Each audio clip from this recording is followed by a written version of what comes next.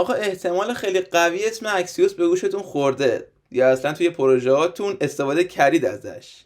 یکی از دلایلی که ما دیولپرها میریم سمت اکسیوس فیچرهاییه که خود جی اس بهمون نمیده.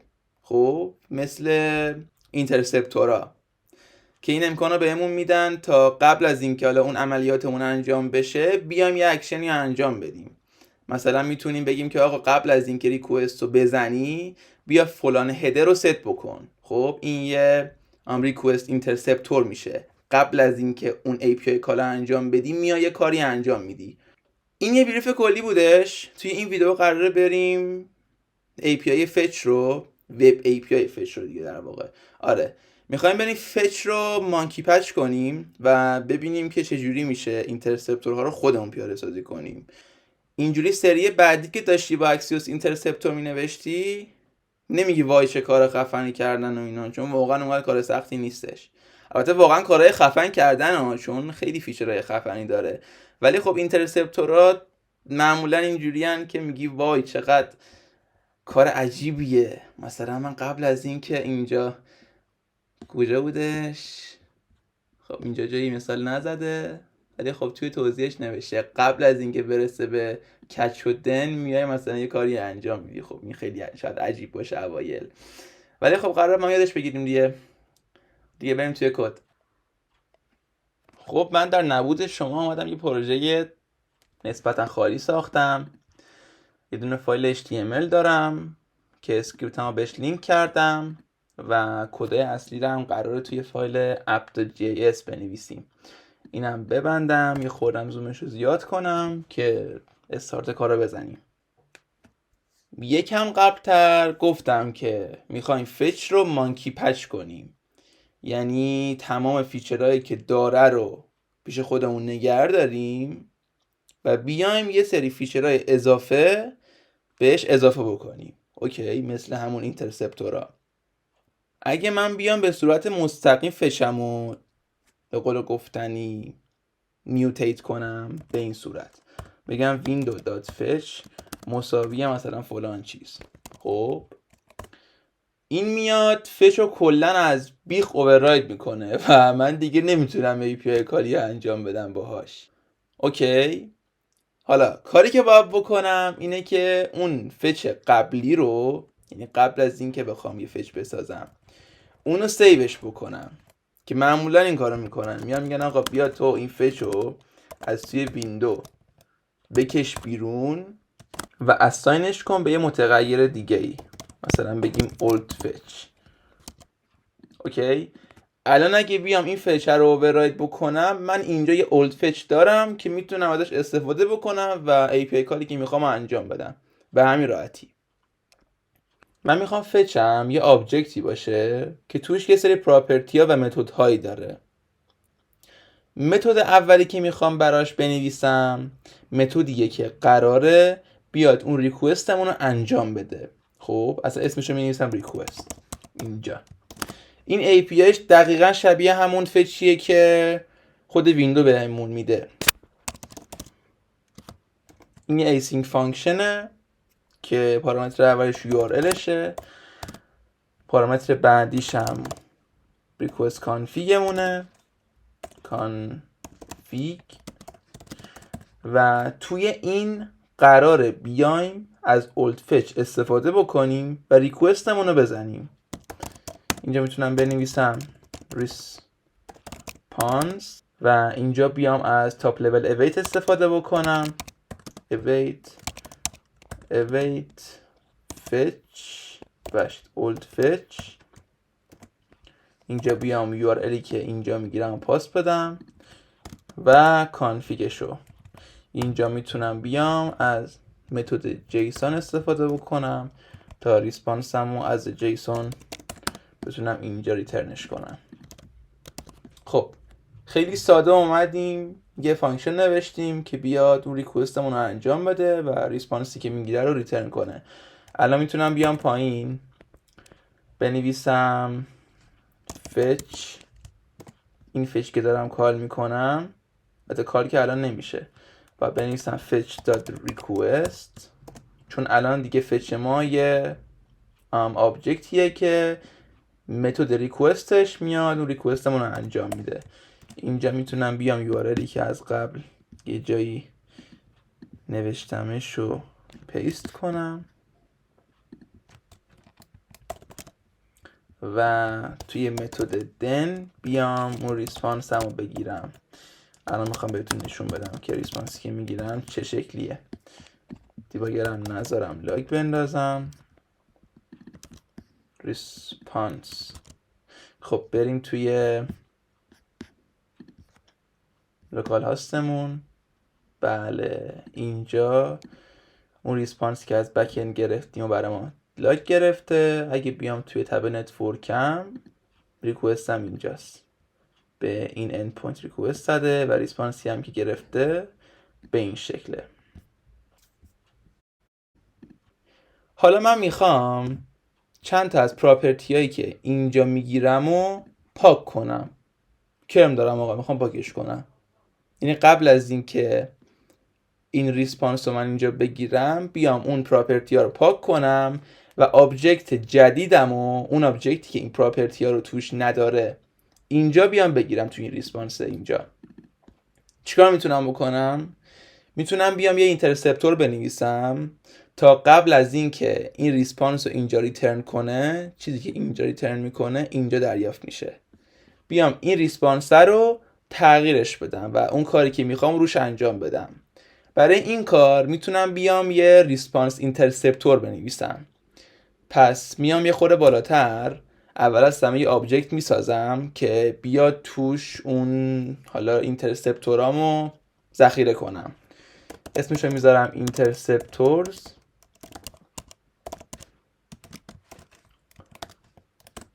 و یه دونه پراپرتی ریسپانس میذارم که به صورت اینیشیالی یه لیست خالیه و این پایینش میام یه متد میذارم واسه اینکه بیام یه اینترسپتوری رو توی این ریسپانسم پوش کنم.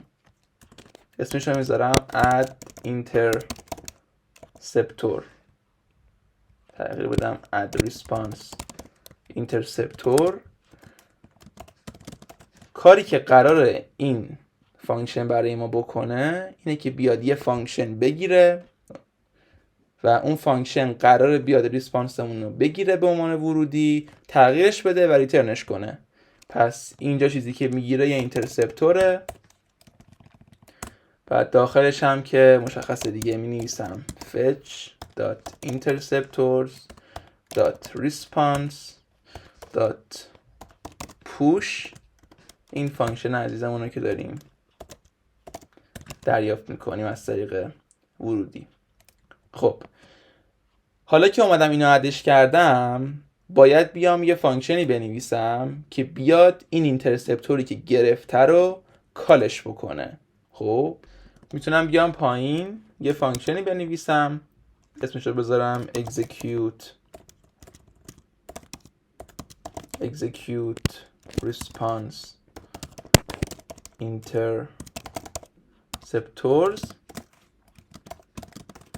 چیزی که این به عنوان ورودی میگیره اون ریسپانسیه که اینجا دریافت کردیم و قراره بیاد این ریسپانس رو به تک تک اینترسپتورامون پاس بده و مقدار بازگشتی اون اینترسپتورا رو برای ما ریترن بکنه. پس اینجا میام یه دونه متغیر میسازم، اسمش رو میذارم final response که initial valueش میشه response. پایینش میام یه for off می نویسم، این میشه اینترسپتور و روی fetch.interceptors.response میاد ایتریت میکنه. اینجا می نویسم final response مساویه با این اینترسپتوری که قراره بیاد یه مقداری واسه ما ریترن کنه. مقدار بازگشتی این میشه ریسپانس جدیدمون و منطقا باید این فاینال ریسپانس رو بهش پاس بدیم. در آخر هم میام فاینال ریسپانس هم رو ریترن میکنم. خب آقا تا اینجای کار اومدیم فانکشنی که قراره بیاد اون وسط کال بشه و ریسپانسمون رو دستکاری کنه رو نوشتیم. حالا باید کجا کالش بکنیم؟ میدونی چی بهت میگم؟ یعنی اگه ما بیایم این ریکوست رو بزنیم میاد خب ریسپانس رو خیلی ایزی میگیره و ریترنش میکنه. باید بیایم قبل از ریترن کردن ریسپانس این کار رو انجام بدیم، یعنی اکزیکیوت کردن اون اینترسپتورا رو و مقدار بازگشتیشون رو، خب مقدار بازگشتی این میشه اون ریسپانس فاینالمون، اون ریسپانس نهاییمون، یعنی چیزی که باید بدیم به این دوست عزیزمون، باید اینو ریترنش کنیم. این پایین اینجا قبل از اینکه اون ریسپانس رو ریترن کنم میام مینویسم یه دونه کانستنت باز میکنم، اسمش رو میذارم فاینال ریسپانس و خیلی راحت میام اون فانکشنی که نوشته بودم برای اکزیکیوت کردن اینترسپتورامو مینویسم که به عنوان ورودی اون ریسپانس پایه رو میگیره و مقدار بازگشتیشو به ما اینجا میده و منطقاً اگرم هیچ حالا اینترسپتوری نداشته باشیم همون ریسپانسی که از قبل گرفته رو واسه ما ریترن میکنه اینجا. یعنی اگه بیام داخل مرورگرم رفرش کنم، حتی اینجا دیگه لایه هم فکر کنم پاک کردم،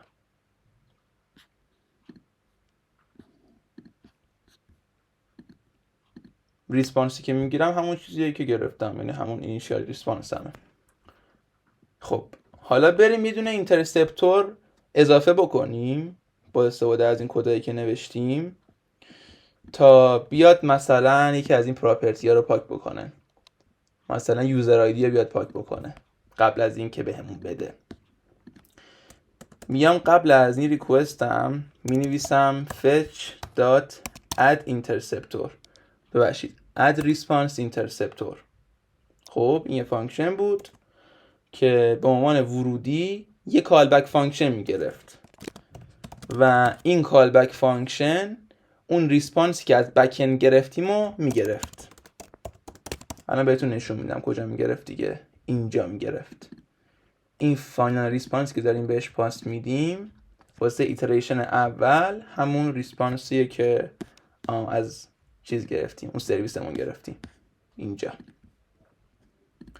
خب گفتیم بیاد یوزر آیدی رو پاک بکنه دیگه، خیلی ساده است. اینا می‌نویسم delete response property user ID، پاکش بکن و در آخر بیا اون ریسپانس رو ریترن کن. خب الان اگه بیام صفحه‌مو رو رفرش کنم، ریسپانسی که اینجا گرفتم فقط همین سه تا پراپرتی رو داره. یوزر آیدی قبل از این که به این داده بشه، یعنی اون ریسپانس رو بگیره، پاک شده و اومده یه ریسپانس جدید رو ریترن کرده. چیزی که الان یاد گرفتی اصطلاحاً بهش میگن ریسپانس اینترسپتور، یعنی قبل از این که ریسپانس رو بگیره سرویست میای یه کاری روش انجام میدی. حالا یه مدل اینترسپتورهای دیگه هم داریم خب که مختص ریکوسته، مثلا بیا یه هدری رو قبل از اینکه سرویست کال بشه اضافه بکنی، اونم تقریبا همین جوریه. الان با هم دیگه میزنیم، چه بسا یکم ساده تره و همین دیگه الان بریم اونم بزنیم. مثلا فکرشو بکن میخوای بیای قبل از اینکه ریکوستت کال بشه یه هدری رو اینجا حالا اضافه بکنی، حالا هر هدری میتونه باشه، خیلی مهم نیست، چرت و پرت هم میتونیم بنویسیم، بریم انجامش بدیم. خب اولین کاری که میکنم میام یه پراپرتی جدید به این آبجکت اینترسپتورام اضافه میکنم که میشه ریکوست دیگه درستشه. این قراره فانکشنایی که قرار نقش اینترسپتور داشته باشن رو نگه داره، مثل این بالایی. این پایین میام مینویسم add request interceptor، درست نوشتم. این هم طبق معمول یه فانکشنه که ورودیش یه اینترسپتوره، عین همین، این که نه این. بدنه فانکشنش هم عین همینه، فقط به جای ریسپانس توی ریکوست پوش میکنه. اوپس. آره.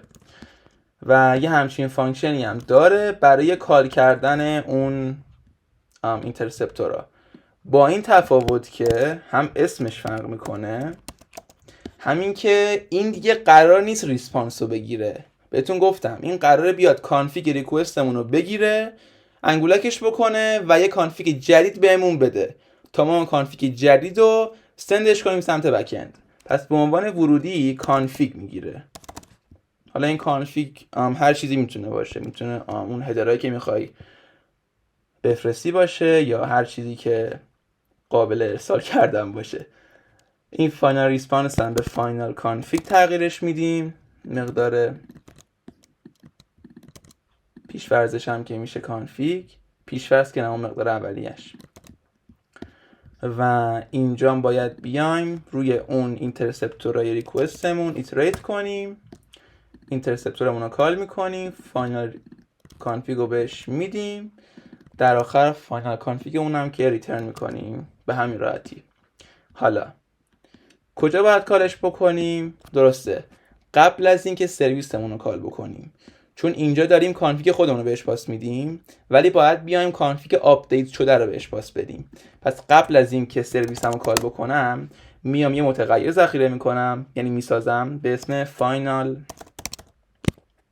کانفیگ و میام execute request interceptors رو کال میکنم، کانفیگم رو بهش میدم و کانفیگ جدیدم رو تحویل میگیرم و اینجا قبل از اینکه نه، اینجا بهش پاس میدم تا کانفیگ جدیدم رو بهش داده باشم. اگر هیچ کانفیگی بهش پاس ندم، اینجا یه آبجکت خالی بذارم که به مشکل خاصی نخوریم.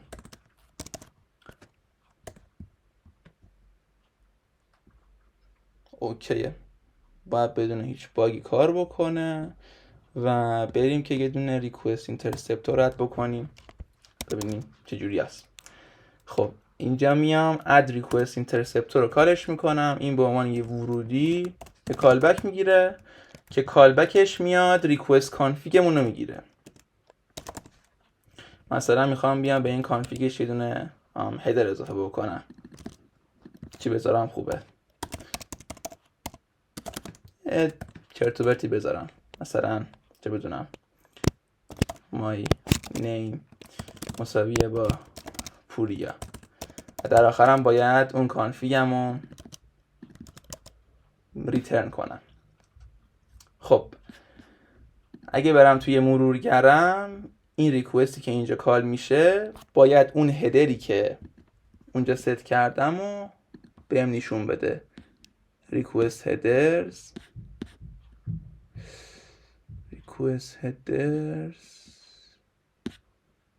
اینجاست. بله این از کیه هدرمون، اینم از ولیوش، چیزی که اینجا ست کردم. البته که اینو میتونستیم همینجا هم ستش بکنیم، اینجا مثلا بنویسیم headers چه بدونم my name پوریا، ولی خب یه سری اوقات میخوایم یه سری هدرها توی همه ریکوستامون باشن و اینجا میتونیم اینا رو ست بکنیم. اگه اینو بیام کامنتش کنم، ریکوستم باید اون هدری که ست کردم رو داشته باشه. این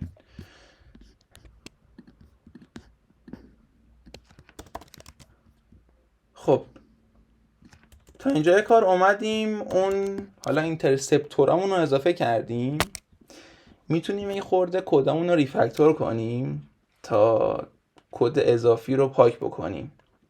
مثلا اینجا من دارم یه لاجیک تقریبا شبیه همدیگه رو کال میکنم، این دو جا میتونم خلاصه‌شون کنم توی یه دونه فانکشن، مثلا بنویسم چه بدونم add interceptor و خیلی راحت بیام بگم آقا این به عنوان ورودی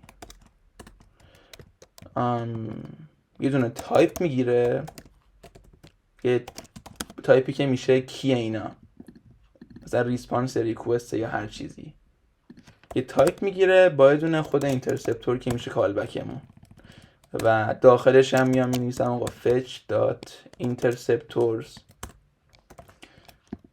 کی که اینجا دارم بهش پاس میدم push interceptor.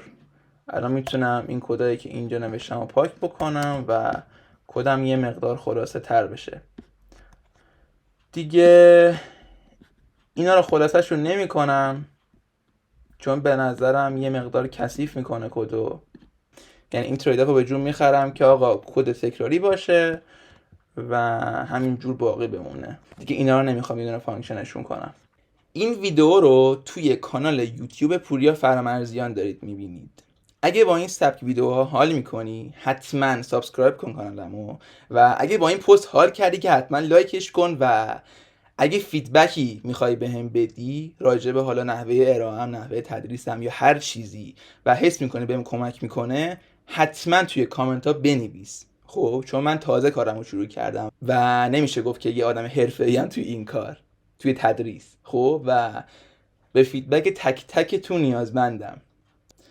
دمت هم گرم که تا اینجای ویدیو با من بودی. هفته دیگه یه ویدیوی خفن دیگه داریم.